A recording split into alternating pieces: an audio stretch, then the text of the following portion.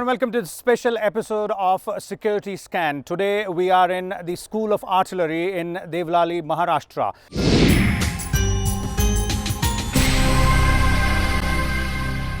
Now, the Artillery Regiment of Indian Army has a very rich and glorious past with its history going as far back as 192 years.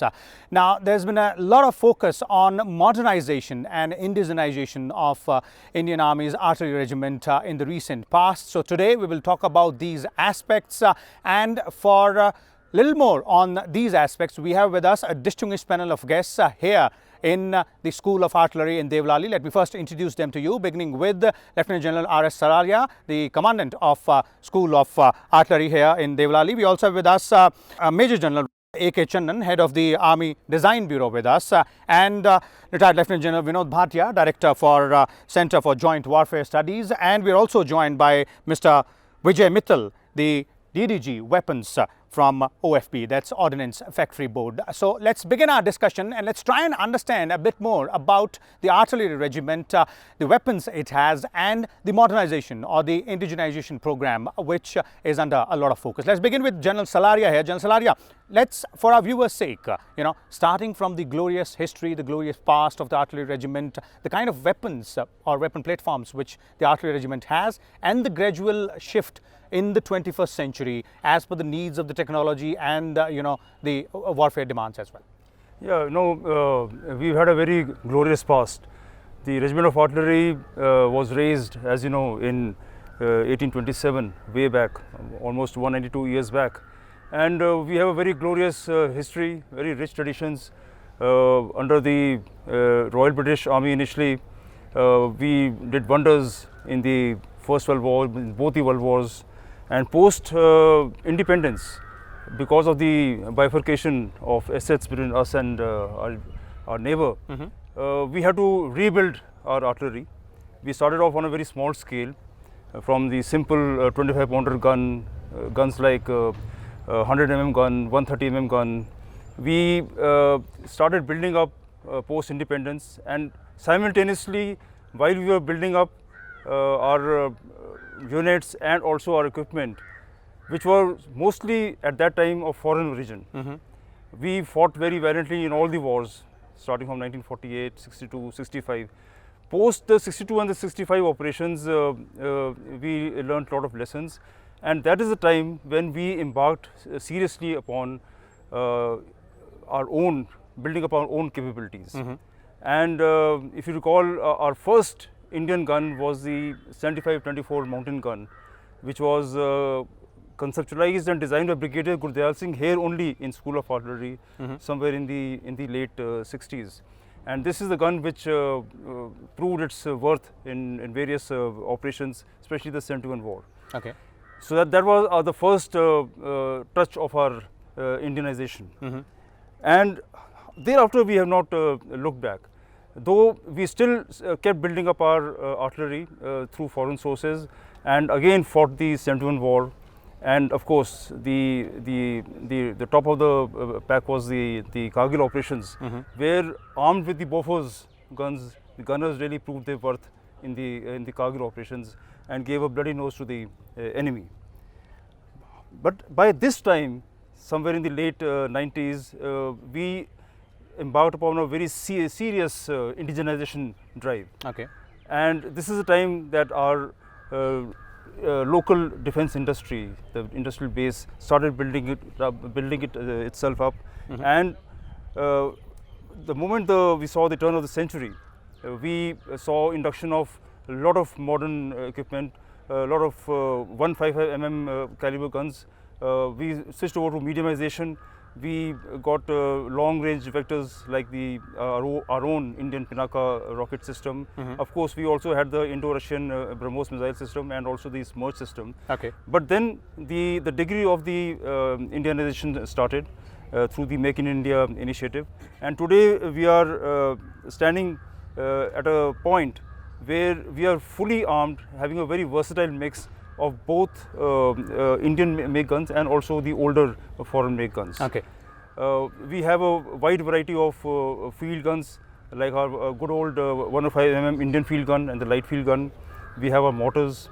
We have the 155 mm Bofors 130 mm gun, which is a very old Russian gun, but still proving its worth. And also, we have gone in for the ultralight howitzer very recently, and also the K9 Vajra self-propelled gun. The Indian guns which are in the immediate pipeline are the Dhanush guns, which have been developed very beautifully by the Ordnance Field Ordnance Factory Board. And also a lot of guns are in pipeline, like the Sharang, which is an upgunned version of the 130 mm gun. 130. And also equipment of surveillance like Swati weapon looking radar, which is already operationalized. So as of now, we are at a point where we have started receiving these state-of-the-art guns, and we are looking forward to a very bright future. Okay, so it has been a very interesting journey. If you look at, and let me bring in General Bhatia here, from 25 pounders to the versatile mix, as General Salaria pointed out, and quite a lot of equipments which are being inducted right now. But if you look at the strategic aspect as well, before we move on to the weapon systems and the modernization and all that, why is it that artillery is that important? It's the second largest force as far as in terms of strength Indian Army is concerned after infantry, but it seems to be very important. Yeah, the artillery is a battle winning factor. The infantry moves because the artillery is there, because artillery is the god of war. The infantry soldier is there at the target, at the objective. He raises the flag, but he is supported by all other elements, and artillery is an integral part. It's a battle winning factor, and that is why I think it is very essential that we ensure effective modernization, effective capability building. You see, I must also say what General Salaria is absolutely right, but Vishal, the artillery modernization suffered to some extent for about 2 to 3 decades. It's only now in the last few years that we are actually in the takeoff stage. We are getting in new guns, and they're indigenous also. We are also getting in the unmanned autonomous systems. We are getting surveillance and target acquisition equipment also. Okay. So ammunitions, that is also there. So it is all encompassing. It's all, we've got to harmonize everything, and we have the best gunners, let me say that. And Kargil proved it. Kargil victory was owed as much to the infantrymen who climbed that and the junior leaders, as much to the gunners, because they were the ones who actually saturated the target and made sure that we recaptured the heights. It is nearly impossible. Speaking to some of the defense attaches later on, and I was there during that time, they said, oh my God, how can anyone go and capture these heights? And that is what the Indian soldiers did, and that is what the artillery helped India do, recapture those heights. So I think artillery modernization is exceedingly important. It is a battle winning factor, and we should make sure that we have an effective, combat effective artillery, and hats off to them for their professionalism. We are standing in the school of artillery, and I must say that it is a professional arm, the sword arm, and the very best to them. Okay, very best professional arm of the Indian Army. Let's now bring in the gentlemen who are working on the indigenization and the Make in India aspect, General Channan and Mr. Mittal out there from OFB. Let me begin with you, General Channan, in terms of how it began, the idea that we should be self-reliant. Obviously, we can't always depend upon the foreign suppliers. Although, as General Salaria pointed out, it's a versatile mix right now. But a lot is the indigenization is through the indigenization process, Make in India process. So, where are we right now, and what is being done? Look, as far as the Make in India process is concerned, the policies actually started coming up about in 2001, 2002 after the Kargil war. But in true spirit, the entire policy shift actually happened after 2014. And it is during this period that we started trying to create indigenous technologies here. The entire Make in India is not really manufactured in India. It is basically sitting on 6 major pillars. Okay. You have to make technology in India. You will have to ensure that the designs and the IPRs are rested here in India. You have to make sure that there is a manufacturing ecosystem which comes, because defense by itself is a monopoly, so there are very few buyers, and therefore you have to make sure that that ecosystem comes in place. You need to have large OEMs who understand the business of defense, who leverage the entire ecosystem, and who provide the right umbrella. Then you need a certification and a testing system in place. then of course defense equipment is very robust equipment, it remains in service for so many years. So you need to have a very robust and a very sustainable channel of logistic support and sustenance through the ages. The defense equipment mix is over 30, 40, 30, that means 30 legacy equipment, 40 current technologies and about 30 state of art. You need to make sure that all these equipment talk to each other and they fight as a cogent the team. integration. Yes. So that is all that we are trying to do as far as the Army Design Bureau is concerned. Okay, let me bring in, you spoke about the ecosystem, the entire ecosystem which has to be in place and which is being worked upon when we talk about indigenization. Mr. Mittal is here from the OFB, that's the Ordnance Factory Board. Mr. Mittal, if we look at the way OFB has worked on different guns, even if we talk about Dhanush or the latest in edition Sharang, which General Salaria was also mentioning, the upgunned version. So where are we once again, you know, in terms of what OFB is doing of providing the artillery with the indigenized weapons? OFB is now a 219 years old organization. Starting from 1801 to 2020, we have grown from 1 factory to 41 factories today. And we are making more than 600 types of end products, majorly fulfilling the requirement of our land forces. We make from tents to tanks, as we call it, from simple technical designs to most modern state-of-the-art technologies. If we talk of artillery gun systems, as General Salaria very rightly brought out, that the country realized that we just cannot depend on the TOTs and buying out equipments from imported ones. The reason being very simple, as General Channan also tried to bring out, that the life cycle of a product is quite long. And if you take a TOT, you only get a know-how. You cannot add on to that product. You have to remain dependent on the OEM. You don't have those patent rights with you. So therefore, in case you want to do improvement, you want to in turn export of some of your manufactured products, you have to go to the OEM every time to take his permission. So this idea of developing our own gun systems came right in 1970s when a gun development team was formed, and 105 mm, which was the standard caliber at that point of time, Indian field gun and a light field gun was manufactured. Thereafter, the world switched over to 155 mm gun systems. India somehow did not, and we inducted Bofor's guns. But since that process also did not move in terms of taking or absorbing the technology in Ordnance Factory Board, we got this idea and the mandate simultaneously. That's a great part of it, that in 2006 Ordnance Factory Board itself was given the mandate that you cannot continue to survive just being a manufacturing organization.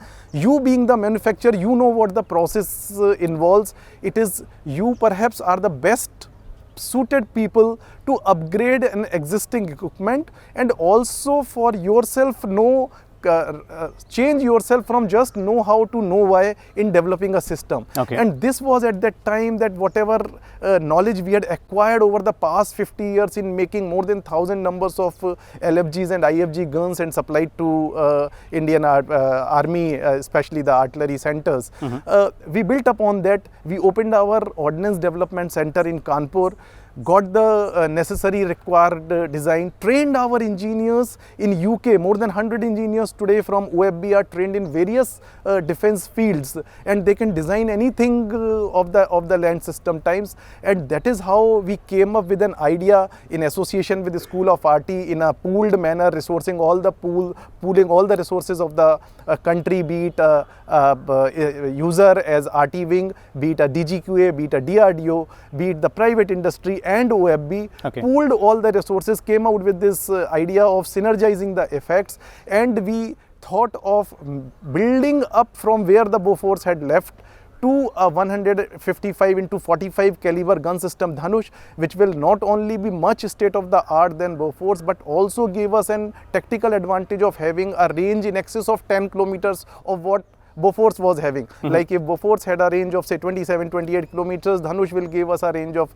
38 kilometers. And with the support of all the users of firing it n number of times, we could finally realize a gun which the whole world is applauding us today as Indian defense system and MOD, that we could come out by synergizing all our efforts to a gun system which the whole country is surprised that India has come out with a gun system which is state of the art and comparable to any gun system in the world. Okay. And coming to the Sharang, which sir was saying just now, it was a brilliant idea of whoever devised it, that we have a heavy structure of 130 mm gun, and with the kind of technology we have acquired, with the kind of design knowledge we have done, why not mix them both perhaps and come up with a we can build up a 155 gun on a most economic solution. And in the latest DEF Expo 2020, what we had from 5th to 8th of February, Honorable RM has handed over the first batch of guns to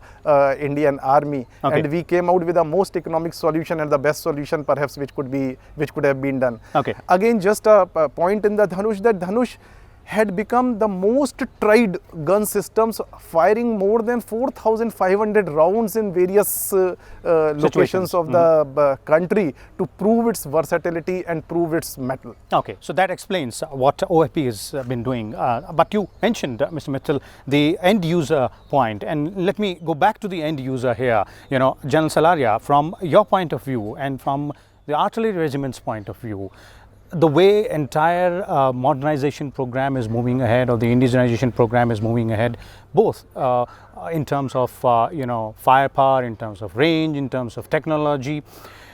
As an end user, the artillery regiment believes that it fulfills the requirements of the artillery regiment, or there's a room for more to be done, be it in technology or maybe in platform or firepower, and further improvements can be made. Yeah, you see, the worth and competence of any artillery force in this world depends on 5 factors: range, accuracy, lethality, mobility, and survivability. The way our program is on, and today, after today's seminar, where we had a direct interaction with the reps of our defense industry, we are fully confident that we are going in the right direction. So, as far as the range part is concerned, and the accuracy part is concerned, and the mobility part is concerned, and even the survivability, we are doing pretty well. The way the guns are coming in, these guns today have enhanced the reach to almost 40 to 50 kilometers, and we are now aspiring for 70 kilometers. The rockets are touching 90 to 100. Missiles have gone even further, which means that today artillery can straddle the tactical, the operational, and the strategic spheres simultaneously. But now to do this, to exploit this capability of ours, we need to now just focus on 2 more things. We have reached somehow you can't push the ranges of the guns any further. Okay. We don't need to focus now on our ammunition. We need to develop precision guided munitions which increase our lethality also, and also maybe the range to a better extent. Okay. And once we get these precision guided munitions, because they are very costly, we will have to then work out a scaling, a right mix of the conventional ammunition and the precision ammunition, because it's very costly. Simultaneously, having now got all this power with us, we have to now exploit it with long range surveillance and targeting capability. So there we need to focus a bit more, so that we are able to look deeper more effectively, and this so-called sensor to shooter link is able to operate very, very effectively. Okay. These are 2 things we need to focus on. So these 2 areas, Channan, on these 2 areas, the precision ammunition as well as surveillance capabilities, the focus from the end user's perspective, that is where the focus needs to be. So on these 2 areas, how are we moving ahead? Okay. As far as the precision capability is concerned, we have, till the time we acquire these capabilities substantially, so that they can actually become effective battle worthy equipment, we are in the interim actually trying to acquire this capability through minimal imports, like the Excalibur ammunition, the PGK kits. But at the same time, there are a number of initiatives that have been taken. I deal with the DRDO from the Army's side. We are doing the some project as far as the precision guided rockets is concerned. We are doing one with DRDO, it's moving very well. Then we are also looking at course correction fuses, precision guided munitions, terminally guided munitions, as technology development projects through the Army Technology Board and the Technology Development Fund, and these projects are moving on their own trajectories. Okay. This is as far as the precision is concerned. The second thing is the persistence. That is again an area. So, the area of loiter munitions, where actually a munition can move out, be persistent on a target, and subsequently, depending on the cost benefit or the payoff, it can attack a target or be recovered. Now, there are projects as well which are running in this area as well. Okay. General Bhatia, you know, these two aspects which General Salaria and General Channan has brought out, obviously this is a potent mix which is required right now. But if we look at the history, you know, the way acquisitions were made or the way the artillery regiment got its equipments, there was a huge gap after Bofors, almost 3 decades.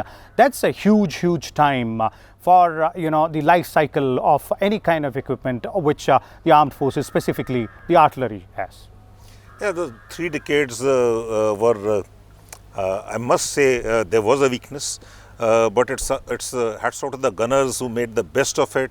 There are no better gunners than we have, the Indian Army has. They made the best of the equipment, they optimized the equipment, they did all sorts of things. They never let the army feel that we were not effective on the ground. So everyone knew that we had a weakness, but that weakness was covered up by simple ingenuity, simple methods which are which are developed by the School of Artillery and the Artillery Regiment. So hats off to them.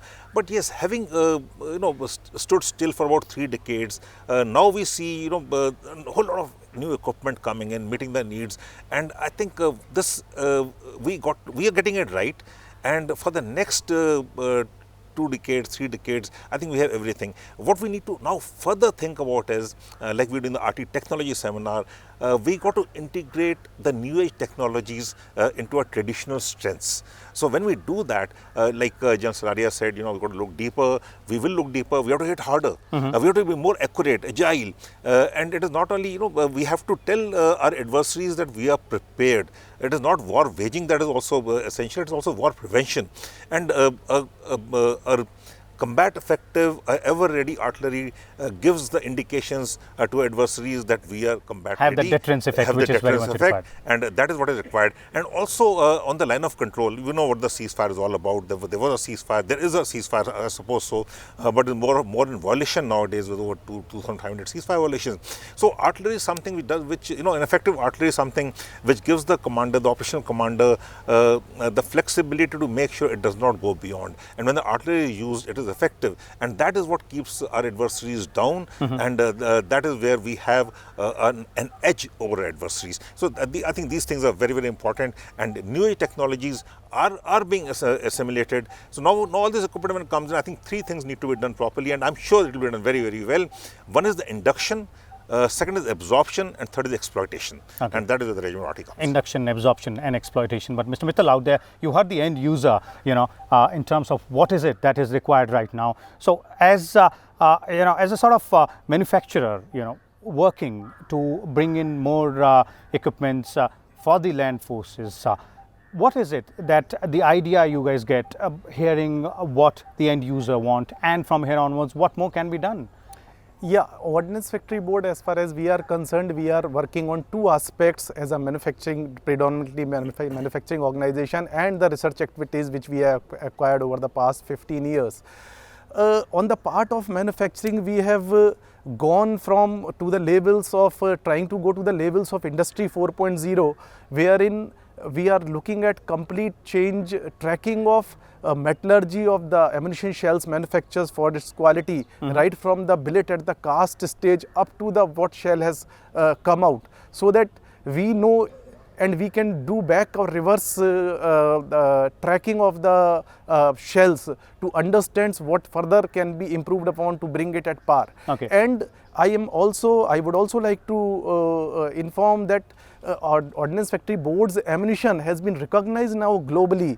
We recently exported some of the ammunition to Middle East countries, and they came on record saying that it was equal to any Western country produced 155 mm ammunition, and they only did not stop at that. They gave us a repeat order of a higher quantity to be supplied to them. Okay. So that was a matter of pride for Ordnance Factory Board, who used to only make for the Indian Armed Forces, are looking towards the outer parts. Okay. And also we have worked and developed the bimodular charge system, which used to be imported from other countries and at a lesser cost than what the cost of importation was. Okay, so those are the aspects. Before we close this, General Salaria, you've spoken about what the present situation is, what is it that the artillery regiment might want. But if you have to sum up, the entire journey or the process of indigenization, modernization, or the integration, as well as General Channan also pointed out, 30, 40, 30 mix, which is always looked at upon, and the 5 aspects which you spoke about, how would you sum that up for our viewers? As the end user, I would like to say that we are totally satisfied with the way the things are proceeding ahead, and for that I would like to express our gratitude to the Army Headquarters, the Perspective Planning, the Army Design Bureau, the think tanks of the country, the Center of Joint Warfare Studies under General Bhatia, and of course the complete defense industry, especially the Ordnance Factory Board and all the reps of the private industry, that they are working day and night, and they are ensuring that whatever our vision is as an arm, they are going all out, they are burning the midnight oil, and I'm sure we are on the right track and will continue to be on the right track. Okay, thank you so much there, General Salaria, General Channan, General Bhatia, and Mr. Mittal for sharing your views with us. So, as these eminent panelists, all the stakeholders involved in that modernization process point out that the ball has been set rolling for quite some years now, the results are pouring in, and there are key few areas where a lot more needs to be done, but with everybody pulling in their resources, their hard work, it looks like that the target will be achieved, and the end user seemingly is satisfied with the progress so far as modernization and indigenization of artillery regiments is concerned. We'll come back again next week with a different topic. Till then, keep watching Rajendra Bhatia.